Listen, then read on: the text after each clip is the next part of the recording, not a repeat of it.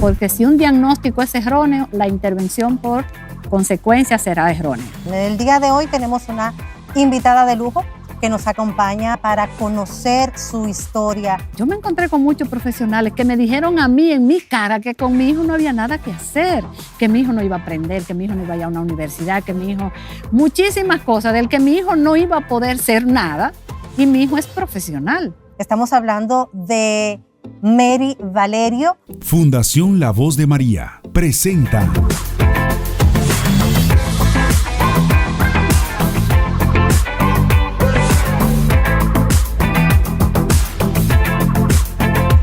Más que Vencedor. En Más que Vencedor, creemos que el conocimiento es una de las herramientas más poderosas que puede tener el ser humano.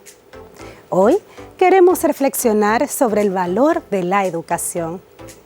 Esa educación no solo se encuentra en las aulas, la educación también está en cada libro que leemos, en cada conversación que nos enseña algo nuevo y en cada experiencia que nos ayuda a crecer. Aprender es una decisión que puede transformar nuestras vidas. Muchas veces pensamos que nuestras circunstancias limitan nuestras oportunidades.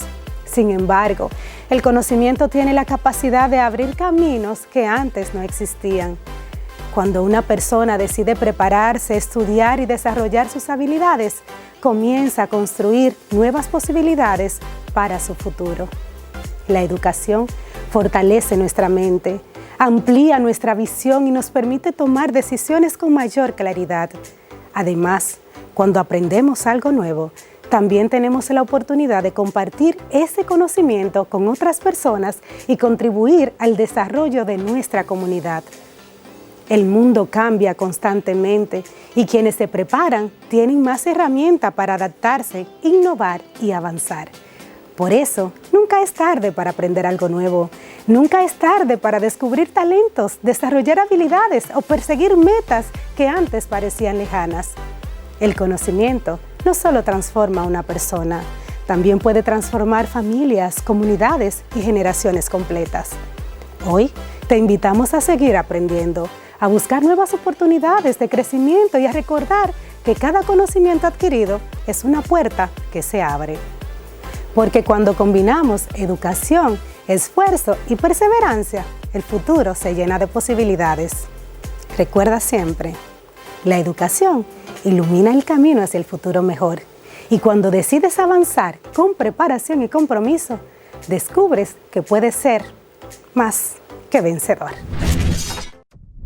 Bienvenidos a Más que Vencedor, señores. Como siempre, un placer compartir con ustedes este espacio donde profundizamos, donde conocemos, donde crecemos cada día, y esa es nuestra intención, y también es la intención con la que convocamos a nuestros invitados para que nos colaboren en esta misión de educar, de fortalecer las familias y de brindarles conocimientos para que cada día nosotros cometamos menos errores, aprendamos más y sepamos enfrentar las realidades que se nos presentan. En el día de hoy tenemos una invitada de lujo que nos acompaña para presentarnos su obra, para conocer su historia y sobre todo para profundizar sobre un tema que suena mucho, pero falta mucho por conocer.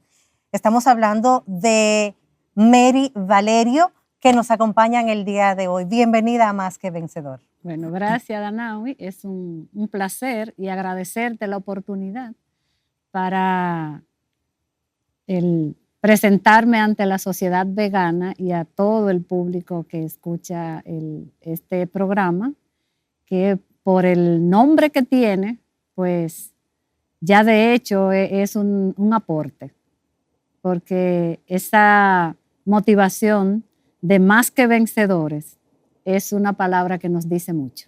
O sea que gracias por permitirme dirigirme a todo tu público. Bueno, y la idea es que justamente todos seamos más que vencedores y que se puede. Así es. Para contextualizar un poquito, queremos conocer a Mary. Mary, voy a adelantar, es autora de 2 libros, que realmente eso es lo que nos ha motivado de inicio para invitarla, porque son 2 libros muy importantes y tiene su historia Estamos hablando de Detrás de la tormenta, en donde habita el silencio, que fue el primero y el que en estos días estuvo la presentación de ese libro, Espectro Autista, Ciencia, Políticas Públicas y Realidad Familiar. Entonces, en el marco de eso, queremos conocer esa Mary, detrás del rol de autora, para después llegar a esas joyas que ha podido brindarle a la sociedad. Bueno, detrás de Mary hay una tormenta. El libro, este primer libro, que justamente tiene ese nombre, Detrás de la tormenta, lo escribí para presentar a la sociedad mi experiencia con un hijo dentro del espectro autista. Fue algo que yo mantuve muy en la familia, llevando mi proceso, y luego entendí que debía comunicar lo que nosotros habíamos aprendido, el proceso por el que nosotros transitamos, y esa experiencia quisimos compartirla con las familias y con toda la sociedad. Por eso escribimos este libro, Detrás de la tormenta, es donde habita el silencio. Ya luego entraremos en detalle. Y entonces, al escribir este libro, pues surgieron muchas preguntas de familias que querían saber y también de amigos y relacionados, y eso me motivó a escribir el segundo, que ya es tratando el tema desde perspectivas diversas, como diverso es el tema, y entonces nos enfocamos en articular las políticas públicas con la ciencia, cuál ha sido el proceso de la ciencia en la investigación relacionada con la neurodiversidad, y la realidad familiar, que es lo que trata el segundo. Yo soy maestra de formación y de oficio, porque lo ejercí. Sigo siendo docente en la Universidad Autónoma de Santo Domingo y me dedico a consultorías dentro de mis especialidades de formación. Y esto lo he querido hacer como un aporte a la sociedad. Y por eso vine a La Vega a presentar mis obras y que le puedan servir a la comunidad de alguna orientación. Qué bueno. Y me gusta el hecho de que es maestra, ejerce, pero no solo en la universidad, porque ahora mismo y en el desarrollo de esta entrevista nos va a seguir educando. Y qué bueno que se ha preocupado para llevar esa educación en otros temas, más allá de las aulas, más allá de formar en las aulas, y a través de estos libros también educar a una población que tiene mucho desconocimiento sobre este tema. Queremos, como aquí habla, Detrás de la tormenta, en donde habita el silencio. ¿Cómo fue ese proceso de ese diagnóstico a nivel familiar? Bueno, lo primero es que en ese momento, pues, mi hijo tiene 27 años. En el momento que mi hijo presentaba señales, pues nosotros no era tan fácil identificarla, porque en ese momento no se hablaba de este tema. Entonces, cuando el diagnóstico de mi hijo fue la primera vez que yo escuché esa palabra, incluso el médico que me dijo del diagnóstico, no fue que me dio el diagnóstico como tal, me dijo qué podía hacer. Y entonces, a partir de ahí comenzamos la investigación. Pero nosotros, la primera señal que nos lleva a buscar ayuda en la clase médica es que mi hijo no hablaba. Entonces, otros niños contemporáneos que desarrollaban el habla normal, pues el mío no hablaba, y también tenía ciertos comportamientos que no eran del común de los demás. Eso nos iba llamando la atención y fue complicado porque los pediatras no conocían de nada. Entonces, cuando uno le planteaba a los pediatras, yo recurría a muchísimos pediatras buscando respuesta, pues no la encontraba. Y lo que me decían que todos los niños no eran iguales y que tuviera paciencia. Entonces, ya por casualidad de la vida, una señora en una sala de espera en un hospital, yo esperando por una pediatra, fue que me orientó y me dijo que procurara llevarlo donde un neurólogo. No sé por qué la señora me dijo eso, no tengo idea, la vi ese día en la sala, Y entonces ahí comencé yo a dirigirme a esa especialidad. Pero en el libro, aquí no tendremos tiempo de explicar, en el libro están todos los detalles para yo dar con un neurólogo en ese momento, o sea, dónde estaban. Fui al Robert Rick Cabral y me pusieron una cita para 7 meses y era a ver si se podía conseguir. Entonces, de ahí ya en el libro yo comienzo a registrar todo ese proceso de dificultades por el que uno pasa por desconocimiento. Justamente iba a preguntar esos grandes desafíos que se enfrentan y bueno, ya está respondida, pero sí tengo que hacer el énfasis, lo difícil que es la desinformación y cuando uno recurre a un especialista, pero que el especialista, obviamente 27 años atrás, Sí. ellos se hablaba de más de Asperger, o sea, eran otros términos y obviamente muy poco conocimiento, incluso hasta a nivel clínico. Estos libros han sido inspiración de Angel y cabe resaltar, y es algo que siempre hemos dicho con el tema de los niños en condiciones específicas de apoyo, como el espectro autista, los síndromes de Down y demás, que ellos crecen.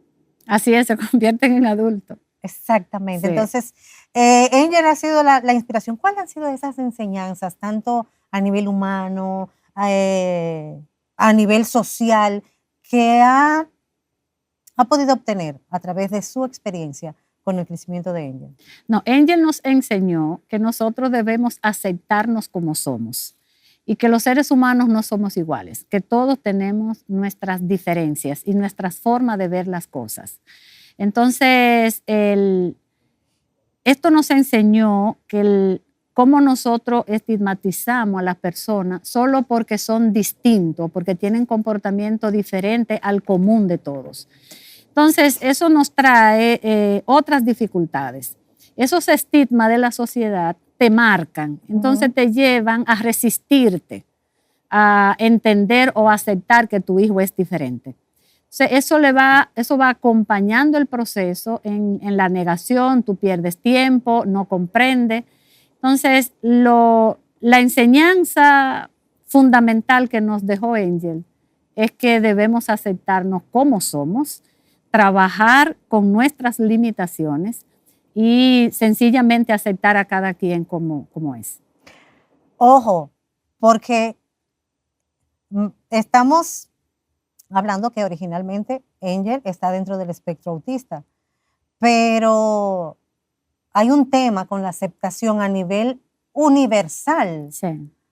Y qué bueno que haya surgido esa enseñanza y qué bueno que la podamos compartir aquí, porque hay muchas personas que no están conformes con su forma, con su color, con muchísimas cosas que son nimiedades, que realmente es simplemente aceptación. Y a eso le sumamos el hecho de que tampoco aceptan a otros que tienen condiciones diferentes. Entonces, ya ahí vamos aprendiendo un poquito más sobre la necesidad de ese punto de aceptación. Ya a nivel de la experiencia familiar, vemos que no se quedó solo en buscar soluciones y alternativas para el caso de ellos, sino que a raíz de ahí surgen la necesidad como de investigar, de ir más allá y sobre todo de educar. ¿Cómo se dio todo ese proceso? Bueno, lo que pasa es que para yo entender a mi hijo, yo me dediqué a investigar.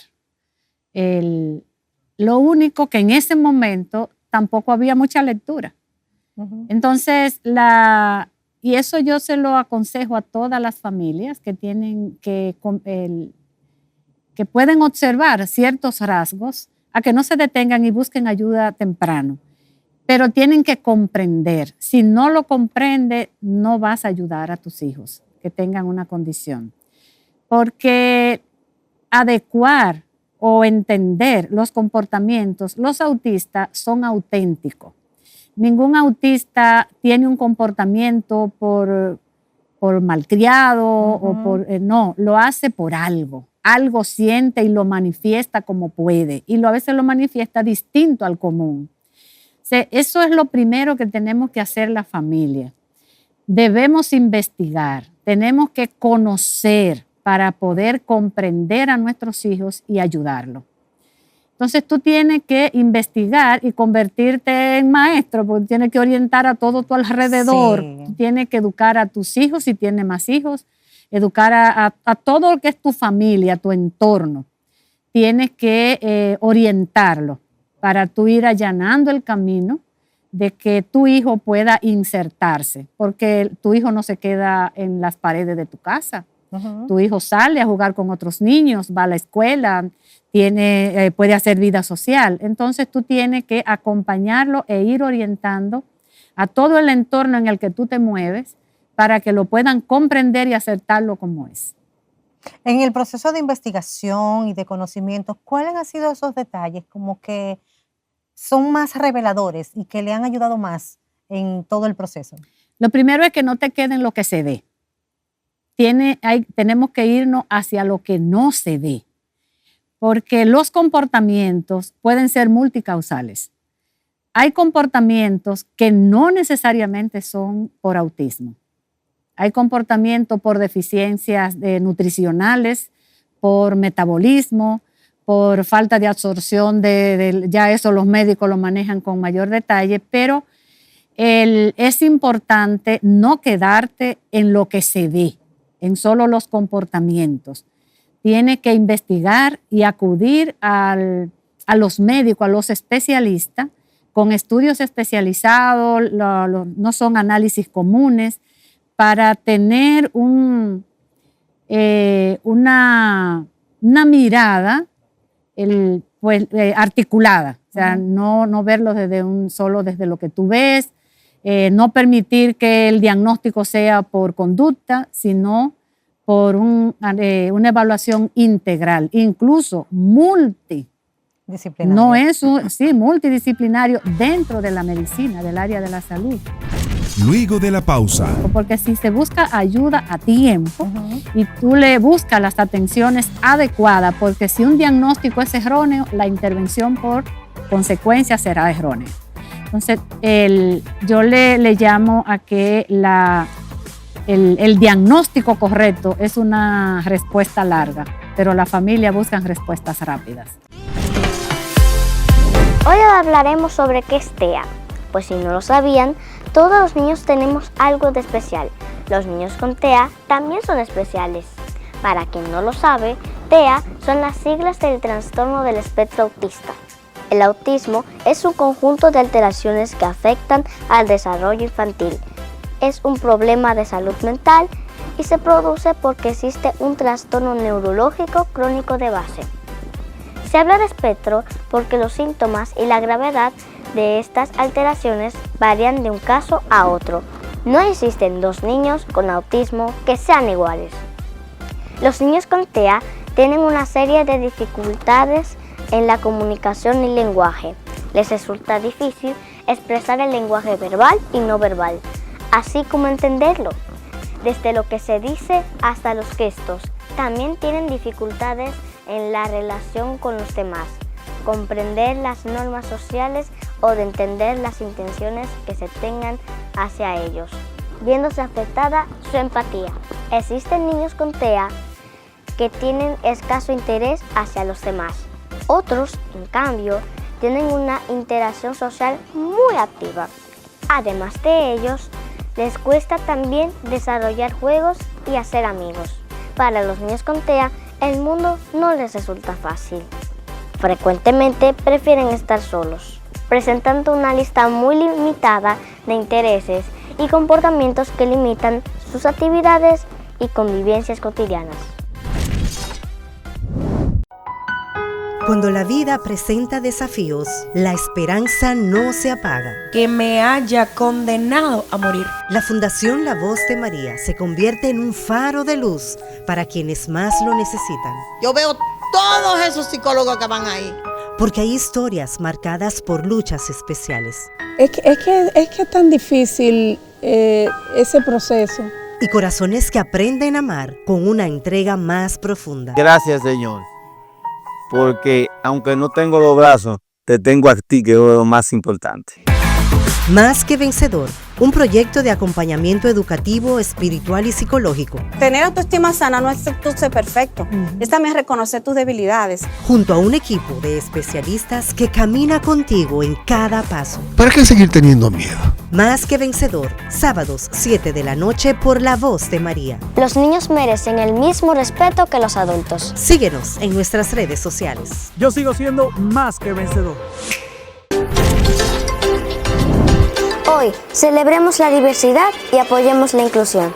Promovamos una sociedad inclusiva donde cada voz sea escuchada y valorada. El autismo es solo una forma diferente de ver el mundo. El autismo ofrece una ventana a un mundo diferente, no una puerta cerrada. Todos somos diferentes y eso es lo que hace bonito nuestro mundo. Celebremos juntos la riqueza de nuestras diferencias. Juntos podemos construir una sociedad más comprensiva y solidaria. Únete a la causa. Comparte el mensaje. Más que vencedor. Señores, estamos hablando con Mary Valerio, maestra, autora de los libros Detrás de la tormenta en donde habita el silencio y Espectro autista, ciencia, políticas públicas y realidad familiar. Y en el marco de todo ese contenido, hay un tema, hay una ola reciente, o yo no sé si es reciente, pero hay una ola de diagnóstico. Yo creo que justamente viene, como se habla tanto de autismo, ya muchas veces entendemos, creo yo, no sé si es la realidad, pero es lo que se nota, como que cualquier comportamiento, cualquier tema ya es autismo o es TDAH, por ejemplo. Sí, así Entonces, es. ¿qué opinión le merece esta ola de diagnósticos así como de agua tibia? Fíjate que esto es como pasar de un extremo al otro. Pasamos de un extremo de falta de información, de ignorancia sobre las diferentes condiciones humanas, a una saturación de información. Y en ambos extremos, la neurodiversidad ha servido para lucrar gente, lucrar profesionales, para abandonar personas, para divorcios. O sea, que no trabajar este tema con la madurez que amerita y con la ética, realmente se ha prestado para muchas cosas. Porque analizando la historia, que yo lo he hecho para poder entender esto, desde tiempos atrás, cuando no se hablaba mucho de esto, muchas investigaciones que fueron descartadas posteriormente fue por falta de ética de investigadores y por querer ganar méritos, dando resultados que fueron incluso descartados por falta de confiabilidad. O sea que desde esos momentos se ha estado jugando con esto, diría yo. Y luego, esta efervescencia que hay ahora, por un lado es bueno porque hay más conciencia, hay más aceptación, ya esto lo asumen con mayor facilidad, pero también hay mucha desinformación queriéndose, o algunos queriendo tener como protagonismo el protagonismo o la verdad, la contradicción entre los propios profesionales del área. Entonces, el cómo tomar esto para tener no solo protagonismo, también la parte lucrativa, porque convierten a los autistas en una fuente de ingreso. En una fuente de ingreso. Sí. Y eso lo vivimos, por ejemplo, el tema de las terapias. Eso es como poniéndome yo de ejemplo, que he tenido esta experiencia, y ahora yo entender que yo puedo ser terapeuta. Y no lo puedo ser porque yo no he estudiado eso. Pues con eso no hemos encontrado. Y entonces juegan con la desesperación de la familia, porque el autismo no tiene clases sociales. No. Esto lo puede cualquier persona. Entonces, realmente esto ha servido para controversias y lucrar personas. Es una realidad muy penosa porque, así como bien dice, no tiene como una dirección de que, no, mira, el autismo le va a dar a tal grupo de personas. No, es muy generalizado y hay muchas personas de escasos recursos y también de poco conocimiento que se encuentran con una realidad y muchas veces no se encuentran con personas que le puedan orientar a cómo manejar y cómo llevar la realidad con esos niños. Y al final lo que sufren más son los niños. Mira, incluso ahí, se someten a maltratos por desconocimiento. Qué bueno que trae el tema del maltrato, era justamente lo que quería resaltar. Que así como hemos sido objeto de profesionales o de personas que se aprovechan de la desesperación de las familias, nosotros tenemos una deficiencia como sociedad, y no solo República Dominicana. En la mayoría de los sistemas educativos nos empeñamos en desarrollar competencias intelectuales y dejamos de lado las competencias emocionales. Y esas competencias emocionales son las que te preparan a ti para ser empático y ahí disminuir el bullying o los estigmas, tú siendo empático. Lo otro es tener paciencia, porque si tú no tienes paciencia con estos niños, primero comenzando por comprenderlo, pero debes tener paciencia porque se dan situaciones que tú tienes que manejarlo y para eso necesita paciencia, porque si no, la propia familia se convierte en los actores, en el verdugo de esos niños. Y no lo hacen por querer maltratarlo, sino por no saber hacerlo, por no tener esas competencias emocionales, la paciencia. Hay muchos niños autistas que lo trancan.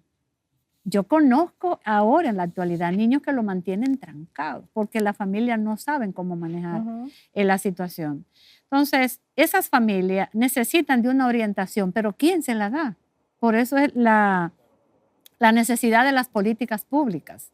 Y las políticas públicas tienen que comenzar a temprana edad, orientando a las familias para cuando tú identifiques esas señales, pues ya tú estés preparado para asumir esa responsabilidad y buscar ayuda a tiempo. Porque si se busca ayuda a tiempo y tú le buscas las atenciones adecuadas, porque si un diagnóstico es erróneo, la intervención por consecuencia será errónea. Entonces, yo le llamo a que el diagnóstico correcto es una respuesta larga, pero la familia busca respuestas rápidas. Y hay como una contradicción ahí. Esa rapidez con la que tú quieres encontrar soluciones te lleva quizás a no encontrar el diagnóstico correcto. Y si no hay un diagnóstico correcto, la intervención no te será efectiva. No, no va a ser la correcta. Porque tú vas a dar terapias innecesarias, tú vas a medicar sin tener la necesidad de suplementos. O sea, cada cosa tiene que ser en función de la necesidad. Y todo eso debe tener un diagnóstico a través de una mirada clínica.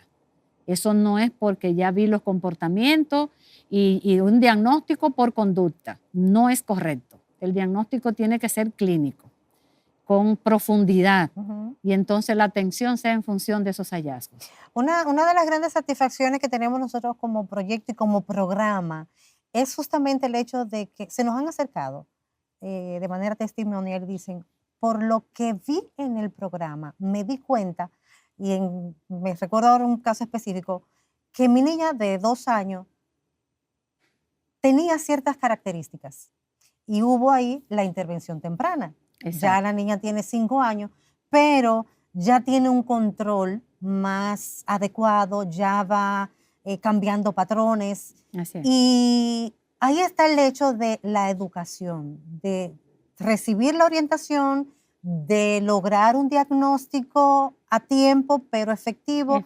Y obviamente el seguimiento con las terapias. Sabemos que Detrás de la Tormenta habla del tema muy personal. Sí, muy personal. Muy de la experiencia, muy testimonial.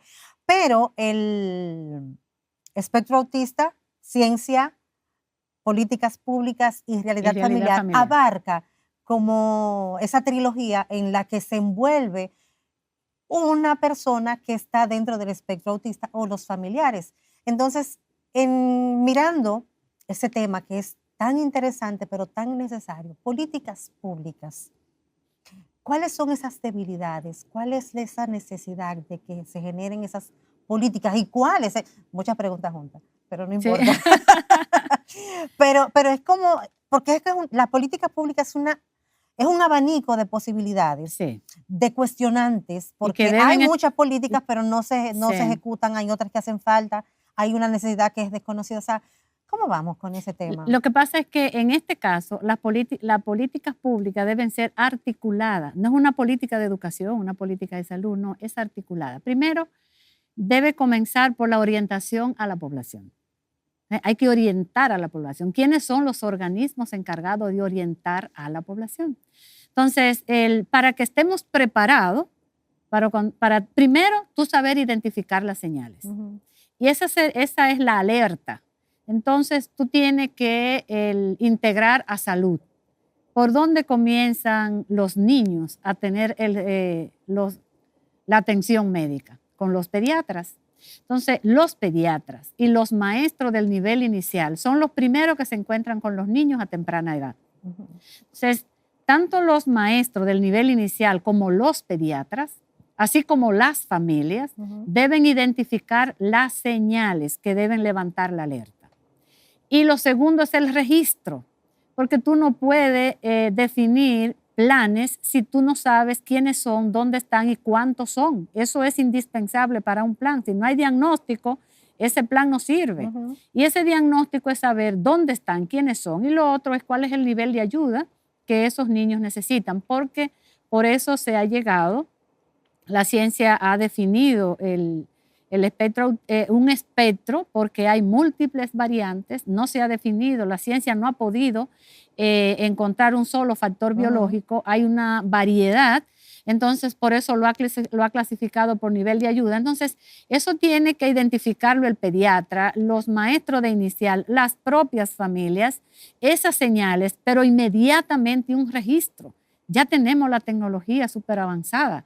El registro, y en función de señales ya podemos ver el nivel de ayuda. Y en ese momento el Estado tiene que asumir eso. No puede ser que las familias sean lo que deban buscar, porque resulta costoso. Hablábamos hace un momento que el diagnóstico es multidisciplinario. Tú necesitas al neurólogo pediatra, tú necesitas al neurogastro, porque hay una conexión del cerebro con el intestino por el tema de los nutrientes, el metabolismo, la absorción. O sea, hay una serie de cosas clínicas que son diferentes especialistas. El pediatra debe continuar porque sigue todo el proceso. Entra el psiquiatra infantil, entran los psicólogos clínicos, entran los terapeutas. Dime tú una familia que no tenga recurso. Entonces, eso es una sentencia al encierro. Entonces sometemos a una familia que no tiene recursos ¿a qué?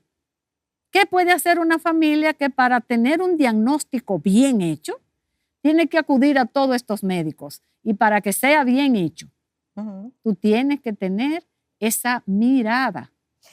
Y quiero hacer una observación porque es posible que puedan decir, bueno, es que en los hospitales públicos tenemos especialistas que pueden hacer esos diagnósticos, pero hay una realidad.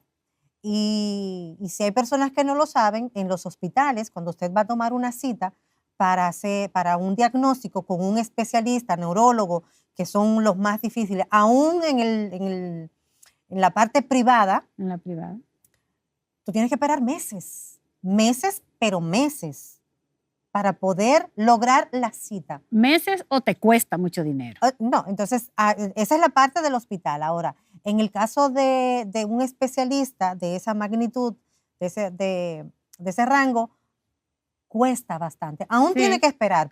Pero no es solo la consulta, es la batería de estudios y análisis. Porque, mira, hay algo que debemos cuidarnos, que es cierto, el autismo no se cura, es una condición que tiene factores genéticos y factores ambientales. Pero sí hay situaciones clínicas que tú la puedes mejorar. Claro. Porque tú puedes medicarlo, pero tú tienes que saber exactamente cuáles son las necesidades que puedan atenuar. Y otra cosa es que independientemente al trastorno neurológico, tú puedes tener deficiencias. Entonces, si además del trastorno neurológico, tú tienes deficiencia de ciertos nutrientes, entonces, ¿cuál va a ser la situación de ese niño? Entonces, tú lo puedes mejorar porque si esas deficiencias tú las suplementas, Y luego las propias trastornos que tiene, que lo genera el propio cerebro, tú lo puedes atenuar con ciertos tratamientos también, entonces tú puedes mejorar. O sea, a veces nosotros decimos, no se cura, y entonces nos sentamos, porque no se cura, ya no nos retiramos y no hay nada que hacer. No, hay mucho que hacer. La condición como tal tú siempre la vas a tener, tú vas a tener comportamiento que lo vas a tener siempre, la forma de ver las cosas también. Entonces ahí vienen las terapias. ¿Para qué son las terapias? Para enseñarte a lidiar con eso, a tú aprender a vivir con eso. O sea, las terapias y la suplementación tienen que ser exactamente en función de lo que se necesita. Y eso solo lo pueden determinar los especialistas. Luego de la pausa. Y es que no todos los especialistas te dan un diagnóstico real. Tú sabes lo que ocurre. ¿Por qué buscamos segundas opiniones? O sea, todo eso es más dinero.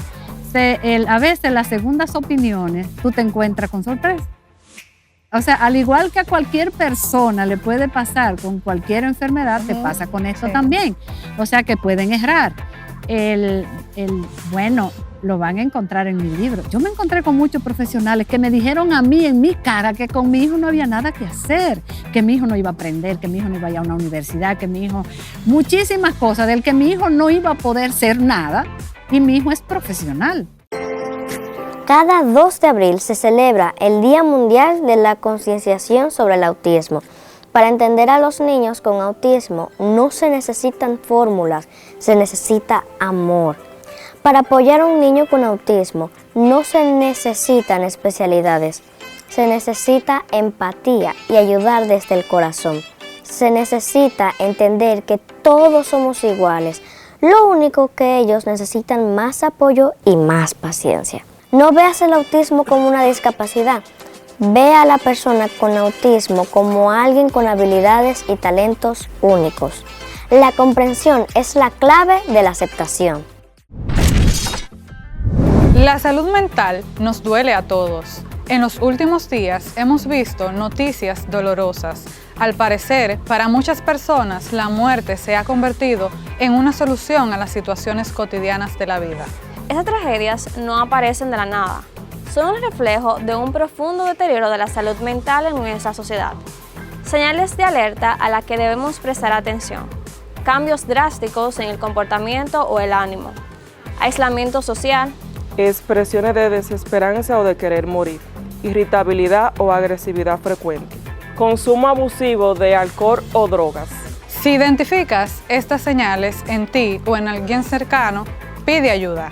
Hablar con un profesional de la salud mental puede salvar vidas.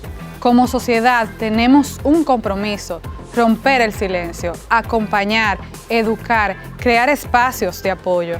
La salud mental no es un lujo, es una necesidad. Hacemos un llamado a la acción. Cuidémonos, escuchemos más, juzguemos menos y construyamos juntos una cultura de prevención y esperanza. Pedir ayuda no es una debilidad, es valentía. Buscar apoyo profesional, conversar con alguien de confianza o acercarse a grupos de ayuda puede marcar la diferencia. Como sociedad necesitamos hablar más de la salud mental, acompañar con empatía y crear una cultura de cuidado colectivo. Cuando la vida presenta desafíos, la esperanza no se apaga. Que me haya condenado a morir. La Fundación La Voz de María se convierte en un faro de luz para quienes más lo necesitan. Yo veo todos esos psicólogos que van ahí. Porque hay historias marcadas por luchas especiales. Es que es tan difícil ese proceso. Y corazones que aprenden a amar con una entrega más profunda. Gracias, Señor. Porque aunque no tengo los brazos, te tengo a ti, que es lo más importante. Más que Vencedor, un proyecto de acompañamiento educativo, espiritual y psicológico. Tener autoestima sana no es tú ser perfecto, es también reconocer tus debilidades. Junto a un equipo de especialistas que camina contigo en cada paso. ¿Para qué seguir teniendo miedo? Más que Vencedor, sábados 7 de la noche por La Voz de María. Los niños merecen el mismo respeto que los adultos. Síguenos en nuestras redes sociales. Yo sigo siendo más que vencedor. Y entonces con el espectro autista pasa lo siguiente. Y es que, por ejemplo, obviamente la automedicación sabemos que no es buena, pero el dominicano lo toma como alternativa.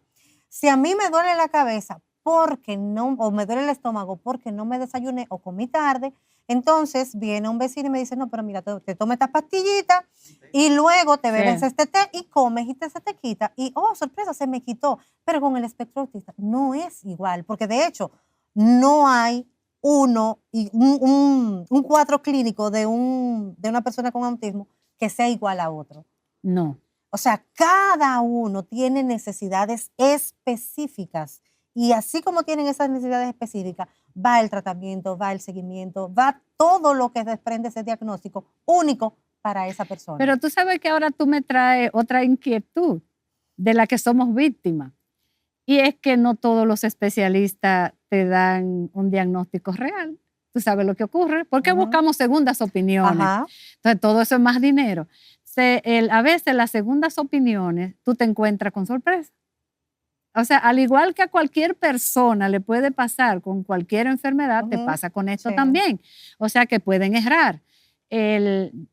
Bueno, lo van a encontrar en mi libro. Yo me encontré con muchos profesionales que me dijeron a mí en mi cara que con mi hijo no había nada que hacer, que mi hijo no iba a aprender, que mi hijo no iba a ir a una universidad, que mi hijo, muchísimas cosas, del que mi hijo no iba a poder ser nada y mi hijo es profesional. Entonces, si yo me hubiese llevado de esos profesionales que me dijeron que mi hijo no iba a llegar a ningún lado, entonces, ¿qué hubiese pasado? O sea que muchas las cosas que uno pasa. Y con el tema de la automedicación, lo hacemos para todo. Y el tema es que todos los medicamentos tienen efectos secundarios. Entonces, si aún los que nos pueden sanar de algo nos dañan otra cosa, imagínate cuando tú lo tomas sin necesitarlo, tú lo que le estás agregando a ese organismo es factores secundarios para algo que no te sirve de nada porque tú no tenías la necesidad de ingerir. Entonces, debemos tener bastante cuidado con estos niños porque ya de hecho tienen condiciones que nos llevan a comportamientos diferentes que tú le agregues por una desesperación o por una falta de comprensión, aumentarle el problema. Dentro de lo que hemos escuchado, sabemos que así siempre es un desafío. Y siempre le decimos a nuestro público que Dios no nos da nada que no podamos sobrellevar, siempre y cuando busquemos las herramientas, porque la idea es no quedarnos con los brazos cruzados. Y surgía la pregunta y estaba, pero tengo que volverla a hacer, porque realmente eso de esa negativa, incluso no tan solo clínica, sino también del entorno. Sí, claro. Hay un equipo de desmotivación en el entorno cuando hay un niño con espectro autista que realmente hay que tener mucho carácter, mucha fuerza de voluntad para seguir adelante y luchar por el bienestar de ese ser humano, porque al final estamos hablando de un ser humano que tiene derechos igual que cualquier otro. Angel en la actualidad. Angel es artista plástico, él es pintor, se graduó de la Escuela Nacional de Artes Plásticas de Bellas Artes. ¿Ah? ¿Quién fue que dijo que no podía? Exacto, y Angel se graduó con honores en todos los grados. O sea, se graduó con honor en primaria, se graduó con honor en secundaria y también se graduó con honores en la Escuela de Artes Plásticas. Mi hijo entró a la UNFU a estudiar arquitectura y ahí sí fue un entorno en el que no pudo desarrollarse porque en las universidades no están pendientes de esto. Entonces, el estrés que le estaba generando no reprobó nunca una asignatura. En su primer semestre tenía 8 asignaturas y la pasó todas con buenas notas. Pero el estrés que le generaba, la incertidumbre y la falta de aceptación de sus compañeros, nos vimos en la obligación de él mismo ya no se sentía. Entonces, él no pudo terminar la arquitectura, no por falta de capacidad, sino porque ese entorno no lo... Por falta, yo diría que por falta de la educación y de las políticas públicas que faltan por implementar. Sí, por eso. Entonces, él llegó al cuarto cuatrimestre de arquitectura sin reprobar una asignatura, nunca la reprobó, pero se me enfermó, el estrés. Entonces ahí nos vimos en la obligación de sacarlo de la universidad y ahí es que va a la Escuela de Bellas Artes, donde encajó perfectamente. Ahí lo asumieron los profesores, el entorno, los compañeros de estudio, y ahí entonces él pudo hacer su carrera. Él ha tenido ya 3 presentaciones colectivas y ahora tiene su primera individual que la va a presentar con el apoyo del Ministerio de Cultura y el Consulado Dominicano en New Jersey. La va a presentar en New Jersey ahora en el marco de la Feria Internacional del Libro en New Jersey.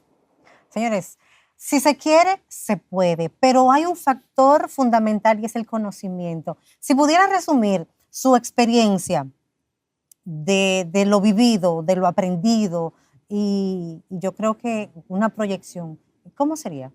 ¿Cómo sería esa experiencia? Bueno, en este momento que ya no voy a hacer algo de manera retrospectiva de cómo yo lo viví, porque es muy distinto a lo que hay ahora, pero las familias que están iniciando en este momento con niños que están dentro del espectro, es que busquen ayuda y que busquen ayuda profesional para poder tener el diagnóstico lo más cercano posible y dar las atenciones, pero sobre todo poner el primer granito de arena en su casa. Es darle las atenciones de vida, poderlo comprender, no querer cambiarlos a ellos, sino cambiar nosotros para ellos. Y ese acompañamiento. Y la familia, no solo hablo de papá y mamá, hablo de toda la familia, de alguna manera se involucren a colaborar con estas familias, con estos niños, porque ellos solo necesitan comprensión, tienen capacidades para aprender y pueden ser los grandes talentos del mañana, solo necesitan de nosotros hoy. Esa comprensión, la paciencia y sobre todo el amor, que a través del amor, señores, a través del amor se transforman vidas. Incluso si se siente amor por esa persona, hay muchas cosas que se pueden superar, se pueden aceptar. El tema de la aceptación es fundamental. Y a los padres que no se separen, porque una de las cosas que ocurre con los padres es que hay uno que sale corriendo. Generalmente los padres, más que las madres. Hay madres también que salen corriendo, o sea, para que no crean los hombres aquí que son solo los hombres. Y tú sabes que se generan conflictos, porque uno lo acepta, otro no, otro que entiende que lo apoyan, que el otro que lo apoya, el otro que se culpa. Entonces, convierten el hogar en un campo de batalla. Entonces, lo que yo le sugiero a las familias es que el conflicto no lo lleven al escenario del hogar para que la consecuencia la paguen los niños, sino que procuren entenderse y buscar ayuda para que lo comprendan, involucren a toda la familia y puedan acompañarlo, que no se separen, que es muy común que se separen. Sí, la estadística lo demuestran. Mayormente las madres son las que están criando los niños dentro del espectro. ¿Tiene algún plan para, bueno, sabemos que se inspira, sabemos que se le da muy bien, pero ¿tiene algún plan de escribir sobre algún otro tema de corte social, otro tema que tenga que ver con alguna otra necesidad de la sociedad? Bueno, yo creo que del espectro autista, con los 2 libros que he escrito, es suficiente. Ahí está todo. Aquí yo creo que lo que le queda es al gobierno, a las familias y a los sectores que tienen que involucrarse, pues ponerse en atención de esto. Yo seguiré haciendo esta labor que hago de orientar, de ir a los pueblos a desarrollar estas conferencias. Yo estoy escribiendo un 3er libro que ya está en diagramación. No tiene nada que ver con autismo, pero sí tiene que ver con los comportamientos humanos, porque es sobre el ego. Entonces, ese es un libro que a final de año le estaré poniendo a circular. Excelente, excelente. Bueno, su testimonio nos invita a mirar ya de una manera más empática, con mayor responsabilidad, con más paciencia, con más interés al conocimiento y sobre todo porque hay muchas personas que no tienen ni familiares ni cercanos, pero siempre hay alguien conocido que necesita el apoyo, que necesita el acompañamiento. Necesitamos saberlo, porque esos niños autistas van a la escuela y tus hijos van a la escuela. Exacto. Entonces, para que esos niños puedan ser empáticos en la escuela con esos niños autistas, tú tienes que entenderlo y explicárselo a tus hijos. Claro. Entonces, tenemos que enseñar, no es necesario tener hijos autistas para entender el tema. No debemos todo conocerlo para que lo apoyemos a ellos. Con solo entenderlo y hacérselo más fácil en la escuela y en todos los escenarios donde estamos, ya estamos colaborando. Pero si tú estás al margen, estás de espalda del tema, ¿cómo entonces tú vas a colaborar con algo tan sencillo, con sencillamente comprenderlo? Así es. ¿Has recibido algún apoyo ya dentro del camino? O sea, ¿ha presentado algún proyecto? ¿Ha hecho sinergia con alguna institución? Yo he hecho sinergia. ¿O hay planes para esos yo he hecho sinergia orientando, porque estoy convencida que este es un tema del Estado. Una fundación puede hacer algo, puede atender una familia, pero eso no es suficiente. Este es un tema y a eso yo me he dedicado. Me he dedicado a hacerle entender al gobierno en todos los escenarios donde puedo estar y a la sociedad de que este es un tema del Estado y de la sociedad. Por eso yo solo me he dedicado a hacer énfasis en eso. Bueno, gracias, Mary, por compartir con nosotros no solo la vivencia, sino los conocimientos adquiridos dentro de este proceso y sobre todo gracias por las joyas de estos 2 escritos que yo sé que les servirán de plataforma para muchas familias y, bueno, a la sociedad en general, porque necesitamos el conocimiento. Gracias por acompañarnos. Bueno, gracias nuevamente por permitirme estar acá y compartir con toda la población que te escucha y que te ve. Así que yo espero que este aporte sirva para algo. Así será, así será. A ustedes, como siempre, gracias por la sintonía. Nos vemos en la próxima. Fundación La Voz de María y el canal La Voz de María presentaron